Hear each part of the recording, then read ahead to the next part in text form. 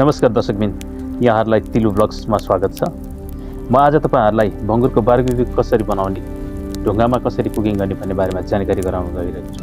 आउनुहोस् हामी ढुङ्गामा सेकुवा बनाएर सँगै बसेर खाऊँ।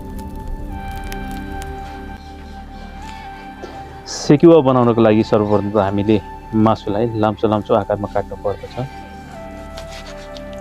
तपाईले मिलाएर एकदम एउटै साइजमा काट्नु होला, किनभने एउटै साइजमा काटिएको मासु खाने बेलामा पनि निकै आकर्षक देखिन्छ। त्यसैले तपाईले बङ्गुरको मासुलाई, यो 3 पिस मासुलाई लाम्चो लाम्चो साइजमा एकै नासले काट्नु होला।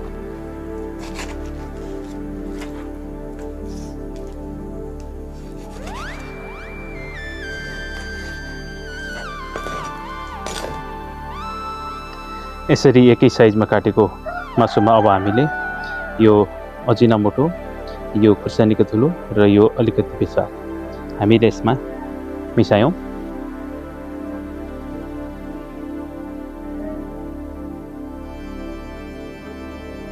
यो नुन तपाईले आफ्नो स्वाद अनुसारको नुन राख्न सक्नुहुन्छ। कसैले धेरै, कसैलाई थोरै मन पर्ला हैन। अनि यो अदुवा र लसुनको पेस्ट हो, ढुङ्गामा पिसेर बनाएको अदुवा र लसुनको पेस्ट। यसलाई पनि मासुमा मिसाउनुहोस्। अनि यो मिक्स मसला तपाईले आफैले पिनेर पनि बनाउन सक्नुहुन्छ, तर यो मिक्स मसला गरम मसला हो हैन। यसलाई पनि मासुमा मजाले मिसाउनुहोस्। अब मासुलाई मजाले तपाईले यो एकदम सबैतिर लाग्ने गरी मजाले चाहिँ यसलाई मुछ्नुहोस्। यसमा हामीले अलिकति अजिनामोटो, खुर्सानीको धुलो, त्यसैगरी हल्का बेसार अनि स्वाद अनुसारको नुन, त्यसैगरी हामीले यसमा अदुवा र लसुनको पेस्ट र हामीले अलिकति गरम मसला अथवा मिक्स मसला हामीले यहाँ मिसाएर मजाले मालिस गर्ने। अब यसलाई सबैतिर लाग्ने गरी मजाले यसलाई चाहिँ मिक्स गर्ने हैन। अब यो देख्न सक्नुहुन्छ, यो कागती हैन, कागतीको हल्का रस राख्ने यसमा। अनि रस राखेर यसलाई फेरि हामीले के गर्ने त मजाले फेरि यसलाई चारैतिर लाग्ने गरी हामीले पेस्ट चारैतिरमा लाग्ने गरी हामीले मजाले चलाउने, मजाले मुछ्ने हैन। अनि यसलाई मजाले मुछिसकेपछि हामीले आधी घण्टा जति फ्रिजमा राख्न सक्छौं हैन। फ्रिजमा आधी घण्टा जति राखेपछि यो अनि हामीले सेकुवा बनाउनको लागि यो तयार हुन्छ। त्यतिन्जेलसम्म हामीले के त भन्दा हामीले ढुङ्गालाई चाहिँ तताउन सक्छौं। ल हेर्नुस् त, यो अब रेडी भयो। यसलाई हामीले अब फ्रिजमा राखिदिने। अब आगो बालेर हामीले चाहिँ आगोमा के त भन्दा मजाले ढुङ्गा राखेर मजाले आगो तताउने। तपाईले देख्न सक्नुहुन्छ, आगो मजाले दन्किएको छ हैन यो ढुङ्गामा। अब ढुङ्गा बिस्तारै तात्दैछ। ढुङ्गा बिस्तारै तपाईले देख्न सक्नुहुन्छ, ढुङ्गा तात्ने क्रम जारी छ। अब लगभग यो ढुङ्गा मजाले तातिसकेको छ, देख्न सक्नुहुन्छ। अब यो सेकुवा बनाउने मासु हामी यसलाई बिस्तारै बिस्तारै के त भन्दा एउटा एउटा गरेर हामीले चिम्टाको सहायताले हामीले ढुङ्गामा राख्ने। यसरी राख्ने।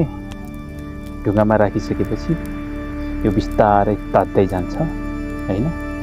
यो ढुङ्गामा जति अटाउँछ त्यति मासु हामीले राख्ने।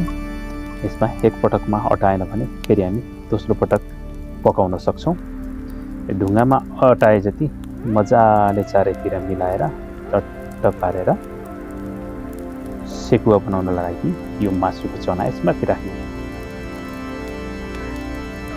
तपाईले देख्न सक्नुहुन्छ, ढुङ्गा तातिसकेको छ। बिस्तारै बिस्तारै आवाज आइरहेको छ।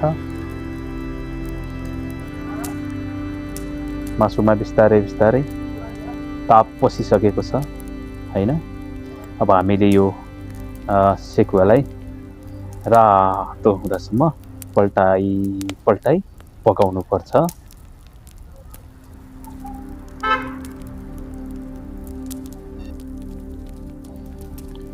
मासु बिस्तारै बिस्तारै हेर्नुस् त रातो रातो हुँदै गएको छ। यो मासु जति रातो हुन्छ त्यति स्वादिलो हुन्छ।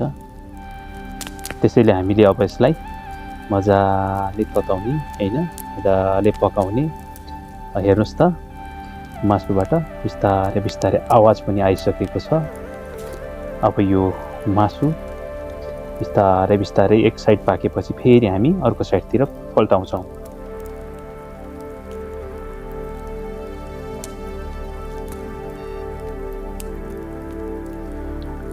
ल हेर्नुस् त मासु अब बिस्तारै बिस्तारै रातो भएर मासुबाट तेल आउँदैछ। तपाईँ देख्न सक्नुहुन्छ साइडबाट तेल आइसकेको छ। अब यसलाई हामीले बिस्तारै बिस्तारै पल्टाउँदै लैजाने हैन, यताबाट उता उल्टो सुल्टो गरेर हामीले अब यसलाई चाहिँ पल्टाउने। चिम्टाको सहायताले हामीले यसलाई पल्टाउने। जतातिर पाकेको छैन त्यो भागलाई अब हामीले चाहिँ तताएर चाहिँ पकाउने हो।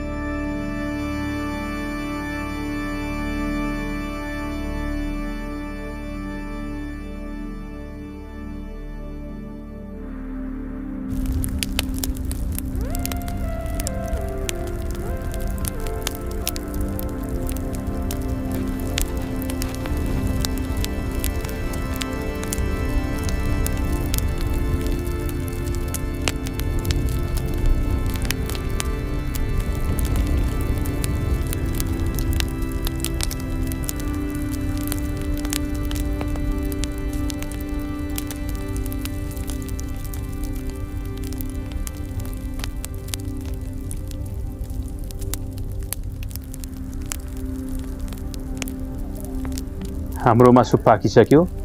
अब यसलाई बिस्तारै हामीले निकाल्ने र आफ्नो सर्भिस प्लेटमा राख्ने। देख्न सक्नुहुन्छ मासु पाकिसकेको छ। आहा, तपाईँ देख्न सक्नुहुन्छ खुर्सानी, लसुन र कागतीको साथमा यो अचम्मै सुहाउने किसिमको डेकोरेसन हाम्रो सर्भिस प्लेटमा छ। तपाईँ देख्न सक्नुहुन्छ हाम्रो सर्भिस प्लेटमा मासु एकदम रेडी भइसकेको छ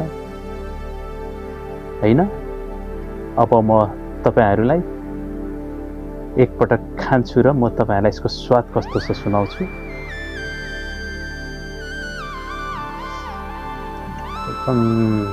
ओहो, यस्तो टेस्टी बनेको छ। हेर्नुस्, तपाईहरुले पनि आफ्नो घरमै यसरी सेकुवा चाहिँ ढुङ्गामा पकाएर खान सक्नुहुन्छ।